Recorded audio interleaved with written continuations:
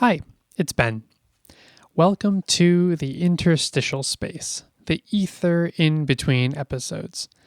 This bit of audio that you're hearing is a bit different from what you're used to, but it's not long, so stick with me.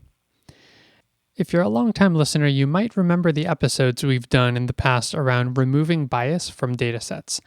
The basic idea is that the world around us is unjust, and if we're making algorithms that we use to make decisions, it's our moral responsibility to do everything we can to remove bias from our datasets so we don't teach bias to our algorithm and ultimately perpetuate those biases.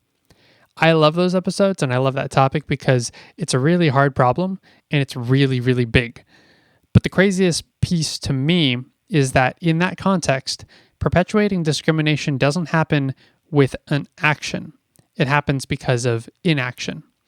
Inaction is what perpetuates injustice in a world that's already steeped in it. Since you're listening to this, I think it's safe to assume that you know that humans are not perfect. We have cognitive biases, logical weaknesses, pride, and that's why we have things like the scientific method and statistical rigor to compensate for our deficiencies as humans. And one of those deficiencies is that we see ourselves as neutral, even though, just like the algorithms we build, we reflect the world that we are steeped in. I said a minute ago that not rooting out biases in our datasets is the inaction that perpetuates discrimination. And that applies to us too. We've all grown up marinating in a history and a substrate of many injustices, including racial injustice. And if we don't work actively to compensate for this, we're complicit in a system that perpetuates those injustices. This has gotten a little heady, so let's back up and let me bring up myself as an example.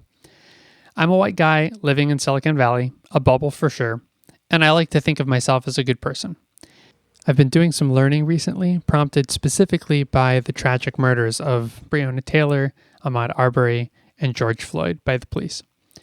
And there are some patterns that I have in me that are not okay. And I'm sharing them here with you, even though I feel shame around them. I have a lot of defense mechanisms that society has taught me, a white person, so I can avoid considering myself a bad person. And insidiously, so I can maintain my comfort and the comfort of other white folks around me. Because injustice is really uncomfortable. For example, if someone is telling me a story of racial injustice or discrimination, my brain goes searching for the reason that that story isn't as bad as it really is. Maybe the argument being presented to me has a word choice or a tone that I perceive that I can nitpick.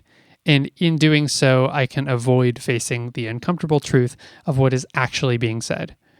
Phrases like, every time, my brain says, wait, really, every time? While intentionally sidestepping the point the story is telling because it's actually very hard to face. And even though I know about these defense mechanisms that I have, and I can recognize their invalidity, they still pop up in my mind.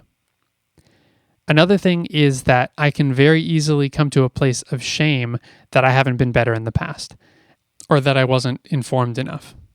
And this is really odd because this feeling of shame is an easy way to not look at the things that I'm ashamed of not looking at, and instead to center my own feelings. Why am I sharing this with you? Because if you listening to me right now resonate with any parts of my journey, then maybe you can learn more quickly than I have.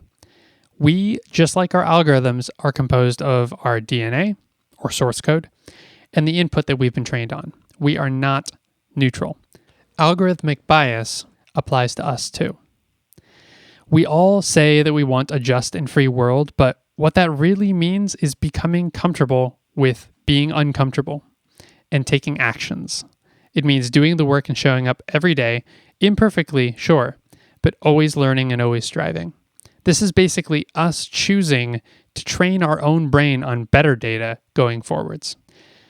White people, like me, have the ability, the privilege, to choose to ignore racial injustice and the life and death reality of it that Black people face every day. It's our responsibility to instead use that privilege to challenge the inequities in our world and to fight for racial justice. Unless we let ourselves at least sit with the discomfort of the injustice in our current world, we cannot be a part of changing those inequities. We'll instead be a part of maintaining those inequities. There's no neutral position here. No matter where you are in your journey of anti-racism, it's easier than ever now to find resources so you can take the next step and the next one ad infinitum for the rest of your life. There's really no excuse. We all have to do this. And maybe it's helpful to know that I'll be walking on this journey alongside you for the rest of my life. We can use technology to solve the world's problems, absolutely. But it's kind of disingenuous if we're not willing to start with ourselves. Thank you for listening. Thank you for subscribing. And take care of yourselves and your families. And take action.